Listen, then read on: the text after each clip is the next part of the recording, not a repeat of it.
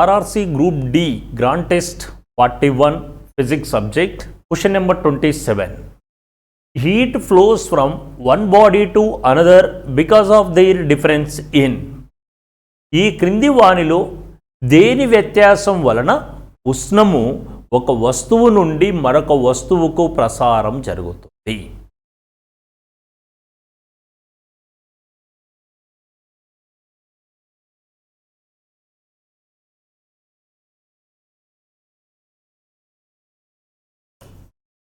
AB అనేవి రెండు వస్తువులు అనుకో.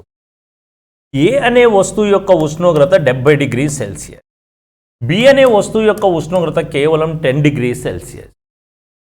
ఇప్పుడు ఈ రెండిట్లో దేనికి ఉష్ణోగ్రత ఎక్కువ ఉంది? Aకి. ఉష్ణోగ్రత ఎక్కువ ఉంది, దీనికి తక్కువ ఉంది. ఆ ఉష్ణోగ్రతల్లోని వ్యత్యాసం వల్లనే ఉష్ణ ప్రసారము జరుగుతుంది. కాబట్టి ఉష్ణ ప్రసారము జరగడం అనేది ఇది ఉష్ణోగ్రతల్లోని వ్యత్యాసం వల్ల సాధ్యపడుతుంది. అందుచేత option C is the correct one. Question number 38. What is the relation between the density of the wet air and dry air at the same temperature? ఒకే ఉష్ణోగ్రత వద్ద తడిగాలి మరియు పొడిగాలి యొక్క సాంద్రతల మధ్య గల సంబంధం ఏమిటి? Option A. The density of the wet air is same as the density of dry air. తడి గాలి సాంద్రత పొడి గాలి సాంద్రతలు రెండు సమానము అంటున్నారు. తప్పండి. Option B. It depends upon the place. ఇది కూడా అంత సూటబుల్ ఆప్షన్ కాదు. Option C. తడిగాలి యొక్క సాంద్రత పొడిగాలి సాంద్రత కంటే తక్కువగా ఉంటుంది. Yes, the density of wet air is less than the density of the dry air. పొడిగాలి సాంద్రత dry air density is more than the density of wet air. Wet air సాంద్రత అనేది తక్కువ ఉంటుంది, అదే డ్రై ఎయిర్ యొక్క డెన్సిటీ అనేది ఎక్కువగా ఉంటుంది. ఇక్కడ సాంద్రత అనేది దేనికి ఎక్కువ? పొడిగాలికి. సాంద్రత దేనికైతే ఎక్కువ ఉంటుందో దాంట్లో గాలిలో ధ్వనివడి తక్కువ ఉంటుంది. ఇక్కడ తడిగాలి సాంద్రత తక్కువ కాబట్టి తడిగాలిలో ధ్వనివడి పొడిగాలి కన్నా ఎక్కువ. ఇక్కడ తడిగాలి యొక్క సాంద్రత పొడిగాలి సాంద్రత కంటే తక్కువగా ఉంటుందనేది సరి అయిన సమాధానము. Question number 57. Who discovered television? Television ఎవరు కనుగొన్నారు? టీవీని కనుగొన్న శాస్త్రవేత్త మనకు తెలుసు, J L Baird. So J L Baird, John Baird అనేటువంటి శాస్త్రవేత్త కనుగొనడం జరిగినది. Option D is the correct one here. Question number 79. The phenomenon of light associated with the appearance of blue color of the sky is. కాంతి యొక్క ఏ ధర్మం వలన ఆకాశం నీలిరంగులో కనిపిస్తుంది? ఆకాశము నీలిరంగులో కనిపించడానికి కారణం ఏమిటి? ఆకాశం పగటి వేళలో మాత్రమే నీలిరంగులో ఎందుకు కనిపిస్తుంది? ఇప్పుడు ఆకాశము పగటి సమయములో నీలిరంగులో కనిపించడానికి గల కారణము సూర్యుడి నుండి వచ్చే కిరణాలు ఈ భూ వాతావరణంలో ఉన్నటువంటి నైట్రోజన్ మరియు ఆక్సిజన్ అనే వాయువులను తాకినప్పుడు అవి తమ దిశను మార్చుకొని చల్లా చెదరై వివిధ దిశల్లో ప్రయాణిస్తాయి. అలా వివిధ దిశల్లో ప్రయాణించే కాంతి ధర్మాన్ని పరిక్షేపణం అంటాము. అందుచేత ఇక్కడ option D is the correct one. Scattering of light. ఇలా సూర్యుడి నుండి వచ్చే కిరణాలు వాయువులు ఏవైతే ఉన్నాయో, ఏ వాయువులు ఉన్నాయి మనకు వాతావరణంలో? నైట్రోజన్ మరియు ఆక్సిజన్. ఈ అణువులను తాకిన ఈ యొక్క కిరణాలు చల్లా చెదరై విభిన్న దిశల్లో ప్రయాణిస్తాయి. అలా వివిధ దిశల్లో ప్రయాణించడం వల్ల ఈ ఆకాశమంతా నీలిరంగులో కనిపిస్తుంది. మరి ఇలా వీటిపై పడడము, అవి దిశల్లో ప్రయాణించడము, వివిధ దిశల్లో ప్రయాణించడం, చల్లా చెదరై ప్రయాణించడం, ఈ ధర్మం దేనికి సంబంధించిందండి? పరిక్షేపణానికి, స్కాటరింగ్కి సంబంధించింది. కావున option D is the correct one. Question number 84. What is the unit of viscosity? Viscosity యొక్క ప్రమాణం ఏమిటి?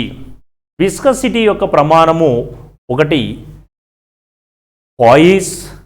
ఇక్కడ పాయిస్ అనేటువంటి ఆప్షన్ ఏమీ లేదండి.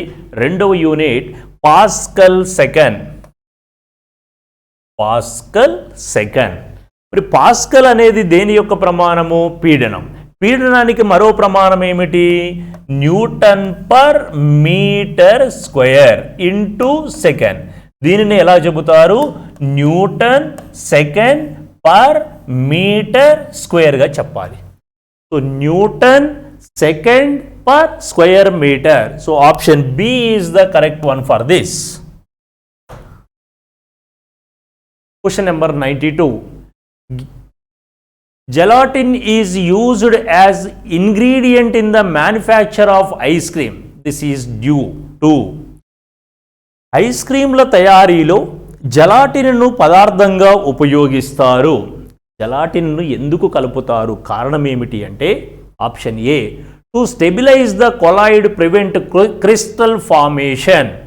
కొలాయిడ్ స్థితిలోనే ఉంటూ ఘన స్థితిలోకి మారకుండా ఉండడానికై దీనిని ఉపయోగిస్తారు. సింపుల్గా చెప్పాలంటే కొలాయిడ్ స్థితిని కొనసాగించడానికి,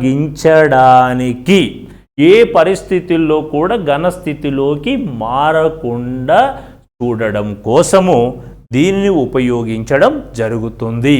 so option A is the correct one for this. Question number 96. If no external force acts on a system of bodies, the total linear momentum of the system of bodies remains constant. Which law states this? ఒక వస్తువుపై బాహ్యబలం పనిచేయకపోతే ఆ వస్తువు యొక్క మొత్తం రేఖీయ ద్రవ్య వేగము స్థిరంగా ఉంటుంది. Answer దొరికేసింది మనకి ఇక్కడ. రేఖీయ ద్రవ్య వేగము అనేది స్థిరము. మరి ఇక్కడ రేఖీయ ద్రవ్య వేగము అనేది స్థిరము అని చెప్పడానికి ఏం వాడతాము? నిత్యత్వము అని. అందుచేత బాహ్యబల ప్రయోగము జరపనప్పుడు ఒక ఆబ్జెక్ట్ లేదా బాడీ యొక్క మొమెంటం కాన్స్టెంట్గా ఉంటుంది అనేది it conserves the law of conservation of linear momentum. రేఖీయ ద్రవ్యవేగ నిత్యత్వ నియమాన్ని తెలియచేస్తుంది. So option D is the correct one. Namaskaram sir, welcome to IAC Institute. Now we are discussing RRC Group D Grand Test number 41, Chemistry Grand Test student. First one, which of the following is produced during formation of photochemical smog? ఇక్కడ photochemical smog అంటే ఏంటంటే first smoke అంటే పొగ అంటాం, fog పొగ మంచు, ఈ రెండు కలవగా మనకు స్మాగ్ అనే పదం ఏర్పడుతూ ఉంటుందండి. స్మోగ్ అని ఏర్పడుతూ ఉంటుంది. ఈ స్మోగ్ అనేది మనకు రెండు రకాలండి. ఒకటి క్లాసికల్ స్మాగ్ అంటే సాంప్రదాయక స్మాగ్, ఇది ఒక రకమైనటువంటి కాలుష్యం అండి. ఇంకొకటి ఫోటోకెమికల్ స్మాగ్ అండి, అంటే కాంతి రసాయన స్మాగ్. అంటే ఇది కాంతి సమక్షంలో ఏర్పడుతుంది, సన్నీ క్లైమేట్లో ఏర్పడుతుంది. ఇదేమో రెయినీ క్లైమేట్లో ఏర్పడుతుందండి క్లాసికల్ స్మాగ్. ఇందులో ఏం ఏర్పడుతుందంటే ఇందులో ప్రధానంగా ఏముంటుంది అంటే క్లాసికల్ స్మాగ్లో సల్ఫర్ డయాక్సైడ్, అలానే కొద్దిగా హ్యూమిడిటీ తేమ వాతావరణంలో ఒకదాని వలని అన్బర్న్డ్ హైడ్రోకార్బన్ అనగా మోటార్ వాహనాల నుంచి విడుదలయ్యే హైడ్రోకార్బన్లు ఉంటాయి క్లాసికల్ స్మాగ్లో. మరి ఇవి సాధారణంగా క్లాసికల్ స్మాగ్ ఒక పేరుంది, లండన్ స్మాగ్ అనే పేరుందండి. లండన్ స్మాగ్ ఇది ఒక రెడ్యూసింగ్ సామర్థ్యం ఉన్నటువంటి, క్షేకరణ సామర్థ్యం ఉన్నటువంటి స్మాగ్ అండి. రైట్. అదే మరి ఇప్పుడు ఇది క్షేకరణ సామర్థ్యం అయితే ఇది దేన్ని కలిగి ఉంటుందంటే చూడండి, ఓజోన్, అలానే నైట్రోజన్ డయాక్సైడ్, అలానే పేరాక్సీ ఎసిటైల్ నైట్రేట్ లాంటి పదార్థాలను అంటే గౌణ కాలుష్య కారకాలను కలిగి ఉంటుంది. ఓజోన్, నైట్రోజన్ డయాక్సైడ్ అంటున్నాం, ఇవన్నీ ఆక్సీకరణలు అనగా ఇది ఒక ఆక్సీకరణ సామర్థ్యం ఉన్నటువంటి స్మాగ్ అండి. ఏది? Photochemical smog. ఇదేమో క్లాసికల్ స్మాగ్, సాంప్రదాయక స్మాగ్ ఏమో క్షేకరణ సామర్థ్యం. దీనిని ఇలా గుర్తుపెట్టుకుంటాం మనం, ఆర్సీసీ అని గుర్తుపెట్టుకుంటాం, అనగా రెడ్యూసింగ్ అంటే రెయిన్ఫోర్స్డ్ కాంక్రీట్ సిమెంట్, అలానే రిడ్యూసింగ్ సామర్థ్యం, అలానే కోల్డ్ క్లైమేట్లో ఏర్పడుతుంది. అదే క్లాసికల్ స్మాగ్ అని గుర్తుపెట్టుకుంటాం. మరి ఫోటోకెమికల్ స్మాగ్ ఏమో సన్నీ క్లైమేట్లో ఏర్పడుతుంది. అందులో ప్రధానంగా ఉండేది ఏంటండి? ఓజోన్. అంటే which of the following produced during the formation of photochemical smog అంటే ఎవరు ఉంటారండి? ఓజోన్ ఉంటుంది. మరి అదే సాంప్రదాయక స్మాగ్లో సల్ఫర్ డైఆక్సైడ్లు ఉంటాయి. ఇవి ఎక్కువగా మనకి ఎందులో ఉంటాయి అంటే క్లాసికల్ స్మాగ్లో ఉంటాయి. మనకు అడిగింది ఏంటి? ఫోటోకెమికల్ స్మాగ్ అంటే ఇది ఒక కాలుష్యం అండి. Now next questions are, nowadays yellow lamps are frequently used as street lights. మరి పసుపు నారింజ రంగు స్ట్రీట్ ల్యాంపులను ఉపయోగించడానికి గల కారణం, అందులో నింపే వాయువు ఏది అన్నాడు. మనం సాధారణంగా ఎవరిని నింపుతారంటే సోడియంను నింపుతారండి. మనకు ఫైర్ క్రాకర్స్లలో కూడా పసుపు రంగు రావాలి అంటే సోడియం సమ్మేళనాలను ఉపయోగిస్తాం ఫైర్ క్రాకర్స్లలో. మరి అదే ఇక్కడ చూడండి, సాధారణంగా ఫిలమెంట్ ఉన్నటువంటి బల్బులలో నింపే వాయువు నైట్రోజన్ అండి. మరి అదే ట్రాఫిక్ సిగ్నల్ లైట్లలో నింపే వాయువు మనకు తెలుసు ఏదండి? నియాన్ నింపుతారండి. మరి అదే మన బొగ్గు గనుల్లో సర్చ్ చేసే లైట్ ఒకటి ఉంటుంది, దాన్ని సర్చ్ లైట్ అంటారు. సర్చ్ లైట్స్లలో నింపే వాయువు సర్చ్ లైట్ క్రిప్టాన్. మరి అదే మన పిక్చర్ ట్యూబ్స్ ఉంటాయి, మన టీవీలలో కంప్యూటర్లలో పిక్చర్ ట్యూబ్స్ను నింపడానికి ఉపయోగించే వాయువు క్సీనాన్ వాయువును ఉపయోగిస్తారండి. సరే ఇక్కడ ఆన్సర్ ఏది అంటే పసుపు నారింజ రంగు బల్బులను అంటే sodium. Next question sir, lens is made up of. మనం ఉపయోగించే సాధారణంగా లెన్సులను ప్లింట్ గాజుతో తయారు చేస్తారు. ప్లింట్. అలానే మనము లెన్సులను అలానే బల్బ్ గ్లాసులను కూడా మనము ప్లింట్ గాజుతోనే తయారు చేస్తాం, ట్రాన్స్పరెంట్గా ఉంటాయి. మరి అదే పైరెక్స్ గాజులను సాధారణంగా టెస్ట్ ట్యూబ్ల తయారీకి, రైట్, ఆర్డినరీ గ్లాసులను సాధారణంగా మనం విండోల తయారీకి రైట్ ఉపయోగిస్తూ ఉంటామండి. నా కోబాల్ట్ గ్లాస్ను రెడ్ కలర్ గ్లాస్కి యూజ్ చేస్తామండి. నా next, which of the following pairs material serves as electrodes in chargeable batteries. అంటే మనం ఛార్జ్ చేయడానికి రీఛార్జబుల్ బ్యాటరీకి సాధారణంగా ఉపయోగించేవి ఏమేమి ఉంటాయంటే నికెల్ కాడ్మియం ఎక్కువగా మనము ఎలక్ట్రోడ్లుగా ఉపయోగిస్తాం, అనగా నికెల్ కాడ్మియం. మరి అదే జింక్ కార్బన్లు కూడా ఉపయోగిస్తాం, కానీ ఎందులో? ప్రాథమిక ఘటాలు, ప్రైమరీ బ్యాటరీస్ అంటే యూజ్ అండ్ త్రో బ్యాటరీస్లో యూజ్ చేసేది, యూజ్ అండ్ త్రో బ్యాటరీలలో యూజ్ చేసేది సాధారణంగా జింక్ మరియు కార్బన్ అండి. మరి అదే రీఛార్జబుల్లో చూసినట్లయితే నికెల్ కాడ్మియంను యూజ్ చేస్తారు. ఐరన్ ఎక్కడా కూడా వాడరు, రైట్. మనకు లెడ్ పేరాక్సైడ్ వాడరు, లెడ్ డయాక్సైడ్ వాడతారండి. Next question sir, in the following reaction fill in the blank. Acid plus base, ఆమ్లము ప్లస్ క్షారము వాట్ ఏమొస్తుంది మనకు? ఆమ్లము క్షారము కలిస్తే మనకి ఏమొస్తుంది? తటస్థము అంటే లవణము ఏర్పడుతూ ఉంటుందండి. లవణము ప్లస్ నీరు ఏర్పడుతుంది, కొద్దిపాటి శక్తి కూడా విడుదలవుతుంది. రెండు బలమైన ఆమ్లము బలమైన క్షారం అయితే 13.7 కిలో క్యాలరీ ఫర్ మోల్. ఏదైనా కూడా బలహీనమైతే 13.4 కిలో క్యాలరీల శక్తి విడుదలవుతూ ఉంటుంది. అన్ని తటస్థీకరణ చర్యలన్నీ ఉష్ణ మోచక చర్యలే. ఏ రసాయన చర్యలోనైతే శక్తి విడుదలవుతుందో వాటికి ఏమని పేరు? ఎగ్జోథర్మిక్ కెమికల్ రియాక్షన్స్, ఉష్ణ మోచక చర్యలు. నెక్స్ట్ క్వశ్చన్ సార్, చూడండి, the inert gases are. Inert gases అంటే ఎవరు? ఎయిత్ ఏ గ్రూప్ మూలకాలు. చిట్టు చివరి కక్షలోని ఎలక్ట్రాన్ల సంఖ్య ఎంత? 8, అనగా హీలియం, నియాన్, ఆర్గాన్, క్రిప్టాన్, క్సీనాన్, రెడాన్. చిట్టు చివరి కక్షలోని ఎలక్ట్రాన్ల సంఖ్య ఎంత ఉంటుందండి? 8. మరి ఎప్పుడు శృతం వస్తుంది పరమాణువులకు? 8 ఎలక్ట్రాన్లు ఉంటే. ఆల్రెడీ 8 ఎలక్ట్రాన్లు ఉన్నాయి కాబట్టి వేరే పరమాణువులతో కలిసి అణువులను ఏర్పరచాల్సిన అవసరం లేదు. ఇప్పుడు చూడండి, అణువు అంటే ఏంది? మాలిక్యూల్. ఇప్పుడు మాలిక్యూల్ అంటే more than one atom, group of atoms. ఎందుకు పరమాణువులు కలవాలి? ఇప్పుడు సపోజ్ H2, N2, O2 ఇవన్నీ మాలిక్యూల్స్, అలానే H2O, NH3 ఇవన్నీ మాలిక్యూల్స్. ఎందుకు ఒక నైట్రోజన్ 3 హైడ్రోజన్లు కలిసాయి? ఎందుకు 2 హైడ్రోజన్స్ 1 ఆక్సిజన్ కలిసాయి అంటే టు బికమ్ స్టేబుల్, స్థిరత్వాన్ని సంపాదించడానికి. మరి H2 అంటే 2 హైడ్రోజన్లు కలిసాయి, N2 అంటే 2 నైట్రోజన్లు, O2 అంటే 2 ఆక్సిజన్లు, F2 అంటే 2 ఫ్లోరిన్లు, Cl2 అంటే 2 క్లోరిన్లు. ఇప్పుడు మనం ఎవరైనా సింగిల్గా వెళ్తుంటే, ఆడపిల్లలు ఎవరైనా సింగిల్గా బయటకు వెళ్తుంటే చిన్న పిల్లలనైనా ఇచ్చి తోడు పంపిస్తూ ఉంటారు, ఎందుకంటే వేరే వాళ్ళు ఉంటే స్థిరంగా ఉంటారు, స్టేబుల్గా ఉంటారు. అంటే ఇక్కడ పరమాణు స్థిరమా అణు స్థిరమా అంటే అణువు స్థిరం, ఆటమ్ స్థిరమా మాలిక్యూల్ స్థిరమా అంటే మాలిక్యూల్ స్థిరం అండి. మరి ఇక్కడ ఎందుకు స్థిరం అంటే 8 ఎలక్ట్రాన్స్ను పొందడానికి. మరి ఇప్పుడు ఆల్రెడీ ఈ మూలకాలలో 8 ఎలక్ట్రాన్స్ ఉన్నాయి కాబట్టి మోనో అటామిక్ అంటే ఏక పరమాణుక అణువులే. ఎవరండి? 8th A గ్రూప్ మూలకాలు. Next question, the temporary hardness of water. నీరు రెండు రకాలండి. సబ్బుతో నురగనివ్వడం, నురగను ఇవ్వకపోవడం. సబ్బుతో నురగను ఇస్తే సాఫ్ట్ వాటర్ అంటారు, మృదు జలం అంటారు. సబ్బుతో నురగని ఇవ్వకుంటే హార్డ్ వాటర్ అంటారు. ఈ హార్డ్ వాటర్ ఎందుకు నురగనివ్వదు అంటే కాల్షియం మెగ్నీషియంల యొక్క బైకార్బోనేట్లు కలిగి ఉంటే టెంపరరీ హార్డ్నెస్, తాత్కాలిక కాఠిన్యత. ఒకవేళ క్లోరైడ్లు సల్ఫేట్లు కలిగి ఉన్నట్లయితే పర్మనెంట్ హార్డ్నెస్, శాశ్వత కాఠిన్యత అంటారండి. అంటే ఇప్పుడు ఇక్కడ టెంపరరీ హార్డ్నెస్కి ఎవరు కారణం అంటే కాల్షియం మెగ్నీషియంల యొక్క బైకార్బోనేట్లు కారణం. Bicarbonates of calcium magnesium are the responsible. అంటే ఆన్సర్ ఏదండి? C is the right answer.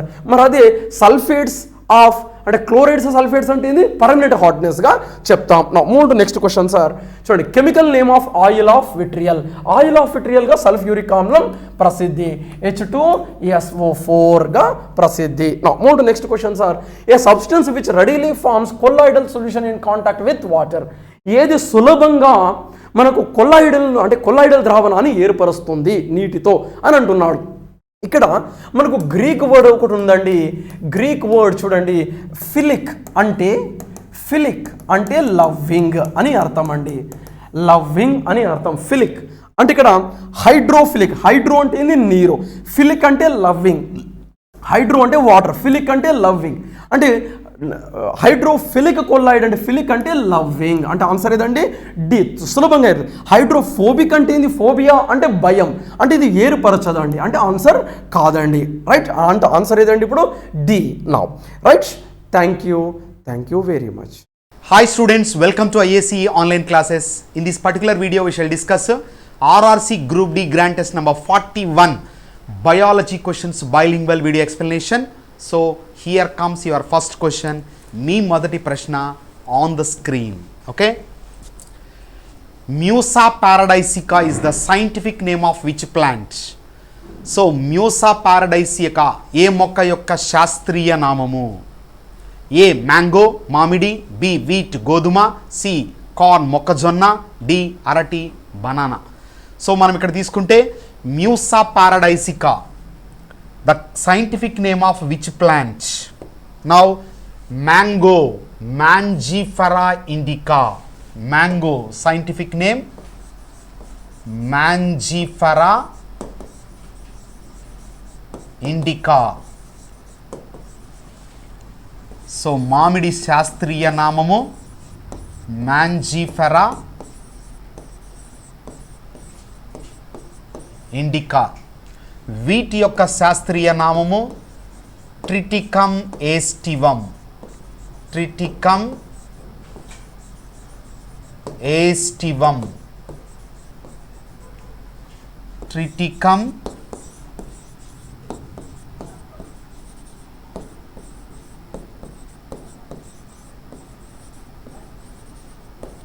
ఏస్టివం. మొక్కజొన్న శాస్త్రీయ నామము, the corn scientific name is Zea mays. జియామేజ్.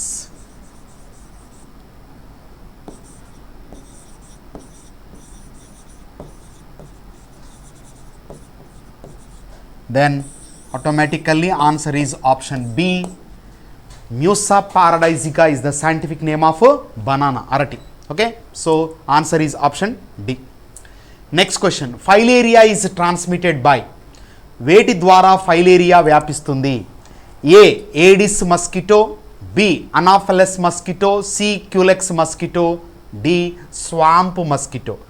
Aedes దోమ, అనాఫెలిస్ దోమ, క్యూలెక్స్ దోమ, చిత్తడి దోమ. ఓకే, మరి ఇక్కడ తీసుకుంటే Aedes aegypti. Aedes aegypti, that is Aedes mosquito spreads dengue and chikungunya. So dengue and chikungunya వ్యాధులు మనకు ఏడిస్ దోమ ద్వారా వ్యాపిస్తాయి. Anopheles mosquito spreads malaria. Malaria వ్యాధిని అనాఫెలిస్ దోమ వ్యాప్తి చెందిస్తుంది. రొనాల్డ్ రాస్ దీనికి సంబంధించిన అధ్యయనం చేశాడు. Okay, next culex mosquito. Culex mosquito spreads filaria. So the female culex mosquito is the mosquito that spreads this parasite from one person to another person. That's why here answer is culex mosquito. చిత్తడి దోమ, swamp mosquito means that's only option is given, not at all to be considered. Okay, so answer is option C, Culex mosquito. Clear? And if you take this Culex, the filarial worm, if you take, it belongs to the phylum Nematoda. So Nematoda వర్గానికి చెందినటువంటి filaria వామ్ అనేటటువంటిది నెమటోడా వర్గానికి చెందినటువంటిది. ఇక్కడ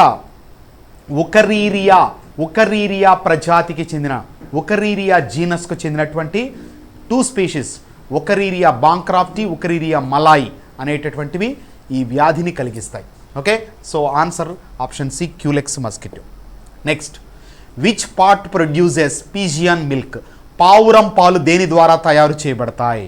so these are made from crop. ఇక్కడ పాలు అనుకుంటే చాలా ఎక్కువ మొత్తంలో అనుకోవద్దండి, just small amount of liquid secreted by the mother pigeon in order to give to their baby pigeons is nothing but పావురం పాలు అని పిలుస్తాం. Okay, that is made from crop. Clear? Next, ఇంగువా is obtained from which part of the plant? మొక్క యొక్క ఏ భాగం నుండి ఇంగువను పొందవచ్చు? ఓకే, సో దిస్ ఇంగువా is obtained from asafoetida, Ferula asafoetida, Ferula asafoetida అనేటటువంటి మొక్క యొక్క వేర్లలో ఉండే లేటెక్స్ నుంచి ప్రత్యేకంగా ఏం చేస్తారు? ఇంగువను తయారు చేస్తారు. ఫెరూలా అసఫోయిటిడా.